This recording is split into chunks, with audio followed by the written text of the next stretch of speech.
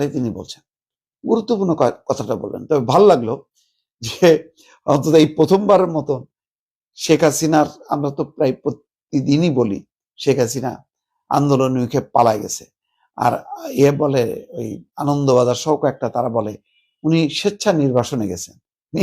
স্বেচ্ছায় নির্বাসনে যায়, ধাওয়া খেয়ে পালায়, প্রাণ ভয়। মানে ওয়াকার সাহেব বলতে পালান তাড়াতাড়ি, সময় নেই, বক্তৃতা দেওয়ারও সময় নেই, জাতির উদ্দেশ্যে বক্তৃতা দিতে চাইছিল, বলছে যে ভাগেন, এখনই ভাগেন, তাড়াতাড়ি ভাগেন, নতুবা হয়েছে কান। দেখছে না কিভাবে দৌড়ায় উঠছে, পরে শেষের দিকে টের পাইছে। আগে মনে করছে ওই গুম মেরে বসে আছে যে সেনাবাহিনী গুলি চালায় না কেন, গুলি চালাইলে তো সে থাকতে পারে। তো যাই হোক, আজকে খুব প্রাসঙ্গিক ভাবে তারেক রহমান কিন্তু নাম টানছে।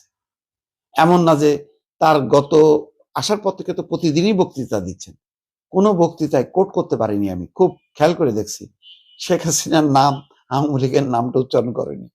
আজকে এতদিনের পরে এই প্রথম তিনি নামটা উচ্চারণ করলেন শেখ হাসিনার, তাও সেটা ইতিহাসের অংশ হিসাবে। এটা বলতেই হবে, 24-এ একটা দল, একটা অংশ জয়ী হয়েছে আর একটা অংশ পরাজিত হয়েছে। যে পরাজিত হয়েছে তার নামটা বলা যাবে না, বলতেই তো হবে। কিন্তু অহেতুক সমালোচনা করা, মানে নিজে কি করব সেটা না দেখায়, মানে শুধু সমালোচনা রাজনীতি, সেটা সম্ভবত তিনি করতে চান না। এই জন্য তিনি দেখেন প্রত্যেকটা মুভমেন্ট প্রতিদিনই তিনি এমন কিছু দৃষ্টান্ত রাখছেন যা গণমাধ্যম পিক করছে, ইচ্ছা না থাকলেও। আচ্ছা, এখন মনে করেন ধরেন আমাদের চ্যানেলগুলো না হয় তারা দালালি করছে, বুঝলাম।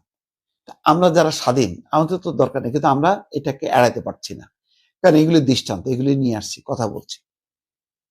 তো যাই হোক, ভালো, আজকে একটু ব্যতিক্রমী একটা বক্তব্য দিলেন তারেক রহমান। ভালো থাকবেন, আল্লাহ হাফেজ।